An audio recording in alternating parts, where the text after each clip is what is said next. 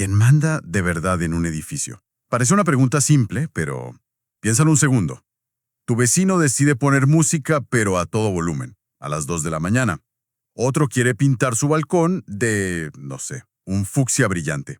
Y en la reunión de propietarios, de repente proponen una cuota extra altísima para remodelar una piscina que, la verdad, casi nadie usa. Bueno, detrás de estas guerras de pasillo, hay una estructura legal que es fascinante. Hoy vamos a hacer un análisis a fondo de la Ley 675 de 2001 de Colombia, la norma que rige la propiedad horizontal. Y nuestra misión es simple: descifrar el manual de instrucciones para la vida en comunidad que afecta a millones de personas. Y es que no es solo un manual de no hacer ruido, ¿eh? Esta ley es en realidad un acto de malabarismo legal. Intenta equilibrar dos fuerzas que casi siempre están en tensión. Por un lado, tu derecho sagrado a la propiedad privada, a hacer lo que quieras dentro de tus cuatro paredes. Y por el otro, la necesidad, que es inevitable, de una convivencia pacífica. Es, en esencia, un contrato social en miniatura, uno que firmas en el momento en que compras un apartamento. De hecho, la ley arranca con principios como la función social de la propiedad y el respeto a la dignidad humana. O sea, no son solo reglas, hay toda una filosofía detrás. Ok, entonces, desglosemos el concepto clave. Propiedad horizontal. Yo siempre he pensado que significaba, pues, simplemente ser dueño de un apartamento, pero por lo que dices es más complejo. Principio, eres el rey. Pero al mismo tiempo te conviertes en copropietario, en dueño de una partecita de todo lo demás. El terreno, los pasillos, los ascensores, la fachada, la piscina. Eres dueño de lo tuyo y a la vez socio de un club que es dueño de todo lo común. O sea que no solo compro un apartamento, sino que también compro una acción de la empresa que es el edificio. Exactamente. Esa es la mentalidad. Y aquí es donde se pone interesante, porque no todas las acciones, o bueno, los bienes comunes, son iguales. La ley los divide en dos categorías muy claras. Primero están los bienes comunes esenciales. ¿Esenciales? Sí, piénsalo como el esqueleto del edificio.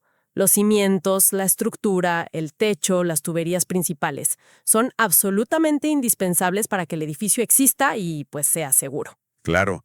Me imagino que nadie puede proponer en una asamblea, no sé, vender una viga de la estructura para arreglar el jardín. Imposible. Son intocables. Pero luego están los bienes comunes no esenciales. Aquí entra el salón comunal, el gimnasio, una zona de juegos, esa terraza en el último piso que no es cubierta. Son importantes, sí, pero el edificio podría seguir en pies y mellos. Y la gran diferencia es que estos sí son negociables. La comunidad, bajo condiciones muy estrictas, puede decidir qué hacer con ellos. Y eso me lleva a una de las fuentes de conflicto más comunes que existen.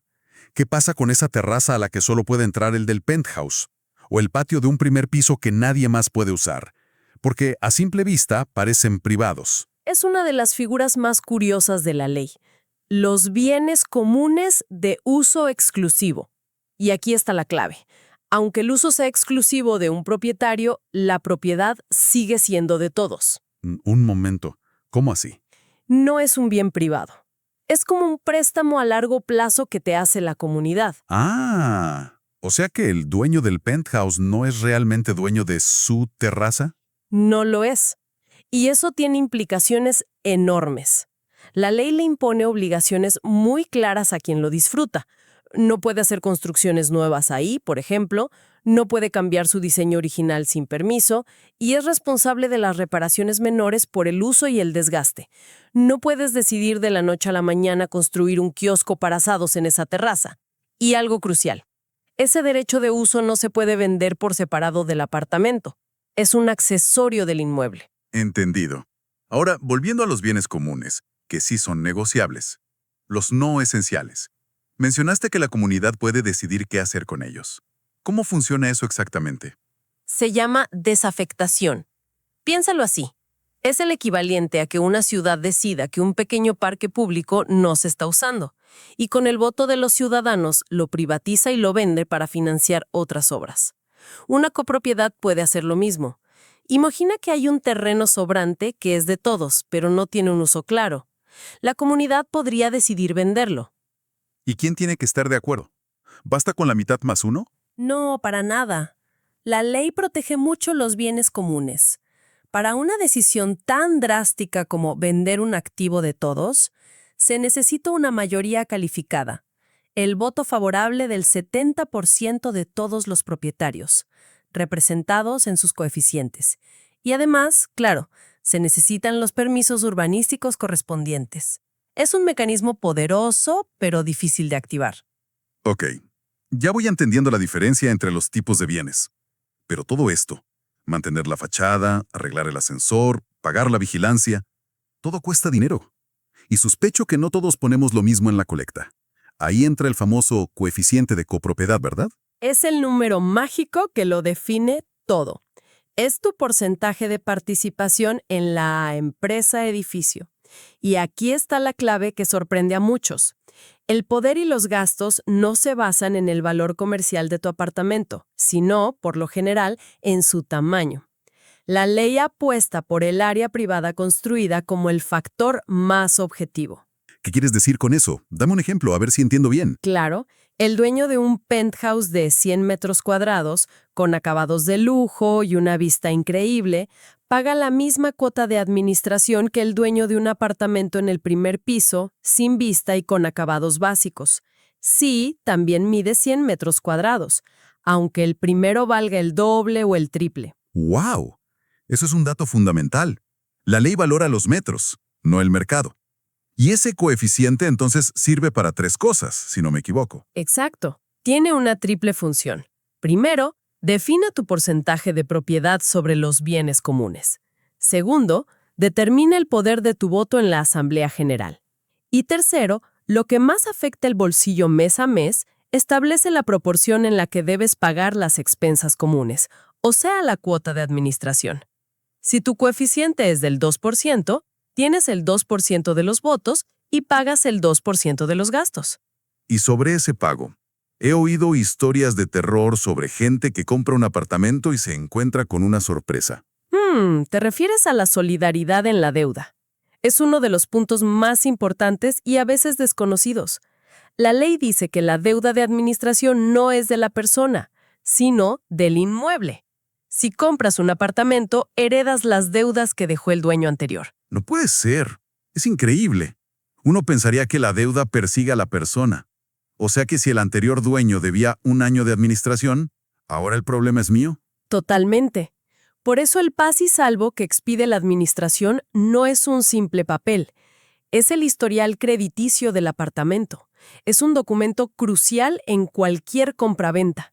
Si el vendedor no lo tiene, el notario debe dejar una nota en la escritura, advirtiendo que el comprador asume la deuda. ¿Cuánta gente debe caer en esa trampa? Me imagino que el vecino que nunca paga es un clásico en todas partes.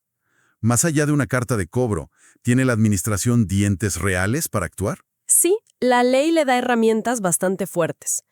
Primero puede cobrar intereses de mora, y no son bajos, hasta 1,5 veces el interés bancario corriente, lo cual es considerable. Segundo, y esto siempre genera debate, puede publicar la lista de morosos. Que es legal, pero publicar una lista de morosos suena como una herramienta de vergüenza pública. ¿No genera eso más conflictos de los que resuelve en una comunidad que ya puede ser tensa? Es una excelente pregunta, y es el eterno debate. La ley lo permite, pero con una condición clave. Debe hacerse en lugares de circulación interna del edificio, como la cartelera junto a los ascensores o la recepción, no en lugares visibles para el público general. La idea es que funcione como presión social entre pares, no como humillación pública. Y por supuesto, como último recurso, el administrador tiene la facultad de iniciar un cobro judicial para embargar bienes o incluso el mismo apartamento. Y para evitar esas sorpresas de un arreglo carísimo, ¿hay algún mecanismo de ahorro o algo así? Sí, y es obligatorio. La ley crea el fondo de imprevistos. Es como el fondo de emergencias de una familia, pero para todo el edificio. Cada año, la copropiedad debe destinar como mínimo el 1% de su presupuesto a este fondo. Así, cuando se daña un ascensor o hay una filtración grave en el techo, hay un colchón financiero para no tener que imponer cuotas extraordinarias gigantescas que desajustan el presupuesto de todos. Bien, tenemos los bienes, el dinero, las deudas. Pero, ¿quién maneja todo esto? Me gusta la analogía de que cada edificio es una pequeña república. Es la analogía perfecta. Tienes un poder legislativo, que es la Asamblea General de Propietarios. Es el órgano máximo, la autoridad suprema. Está conformada por todos los dueños. Y sus decisiones, una vez tomadas, son obligatorias para todos, incluso para los que no fueron a la reunión o votaron en contra. Allí radica su poder. Es como una reunión de ayuntamiento. Si se vota y se aprueba algo, no hay opción de no acatarlo. Exacto. La Asamblea aprueba el presupuesto, elige al administrador, reforma el reglamento, pero para las decisiones más importantes, las que pueden cambiar el rumbo de la copropiedad, no basta una mayoría simple. ¿A qué te refieres? La ley establece una mayoría calificada del 70% de los coeficientes. Se necesita este superconsenso para temas como vender un bien común, por ejemplo, o aprobar una cuota extraordinaria que supere 4 veces la cuota normal, o decidir reconstruir el edificio si se ha dañado gravemente. Es un mecanismo de protección para que una mayoría del 51% no pueda imponer decisiones drásticas que afecten profundamente a la minoría. Entiendo. Y si la Asamblea es el poder legislativo, el administrador es el presidente, el poder ejecutivo. Precisamente, es el representante legal de la copropiedad. Sus funciones son enormes. Recauda el dinero, se asegura de que se cumplan las normas, contrata el personal, convoca la asamblea. Es el motor del día a día. Y en edificios más grandes a menudo hay un gabinete, que es el consejo de administración. Un grupo de propietarios que le respira en la nuca al administrador, básicamente. O que le ayuda a tomar decisiones más ágiles. Es un órgano intermedio entre la gran asamblea anual y la gestión diaria del administrador. Supervisa y asesora, haciendo que todo sea más eficiente. Todo este sistema suena muy organizado, pero, bueno, sabemos que la realidad está llena de conflictos. La mascota, el ruido, el puesto del parqueadero. ¿Hay alguna herramienta en la ley para manejar esas fricciones antes de que terminen en una pelea a gritos en el pasillo? Sí, y es una figura que, en mi opinión, está muy infrautilizada. El Comité de Convivencia. Es un grupo de propietarios elegido en la asamblea, cuyo único trabajo es ser un mediador. Su rol no es juzgar ni castigar, es escuchar a las partes en conflicto y proponer fórmulas de arreglo. O sea, son como los pacificadores del edificio. Exacto. Si hay un problema con el ruido de un vecino, en lugar de llamar a la policía de inmediato, el primer paso formal debería ser acudir a este comité. Es un intento de la ley por fortalecer las relaciones de vecindad y resolver los problemas de forma dialogada antes de que escalen. Es una herramienta conciliatoria, no punitiva. Entonces, resumiendo todo esto, un edificio no es solo un montón de ladrillos. Legalmente, es una persona jurídica sin ánimo de lucro. Tiene su propio patrimonio, sus propias cuentas, su representante legal, su congreso. Cada propietario es en realidad un socio. Esa es la perspectiva correcta. Comprar un apartamento es entrar a una sociedad. La ley te da un esqueleto muy detallado para la autogestión, para que esa sociedad funcione. Pero al final, el éxito de la vida en comunidad no solo depende de que las reglas sean claras, sino de la voluntad de las personas para cumplirlas y resolver sus diferencias de forma civilizada. La ley pone las herramientas, pero la comunidad es la que tiene que construir la convivencia. Y para dejar una reflexión final, hay algo en la ley que me dejó pensando sobre lo que realmente significa ser propietario. La norma dice, ¿qué pasa si la propiedad horizontal se acaba? Por ejemplo, porque el edificio se destruye en más de un 75%. En ese caso, lo que queda no son los apartamentos, es el lote. Y los propietarios tienen un año para decidir si venden ese terreno común o qué hacen con él. Así es, la propiedad sobre el espacio aéreo, sobre tu apartamento, es frágil, puede desaparecer. Pero la propiedad sobre la tierra es lo que perdura. Exacto. Y eso me lleva a esta pregunta. Si lo que compramos es un espacio en el aire, pero el verdadero valor a largo plazo, el que sobrevive a una catástrofe, ¿es esa pequeña fracción de tierra que compartimos con todos los demás? ¿Somos realmente dueños de nuestro castillo individual ¿O somos fundamentalmente custodios de un pedazo de tierra en común?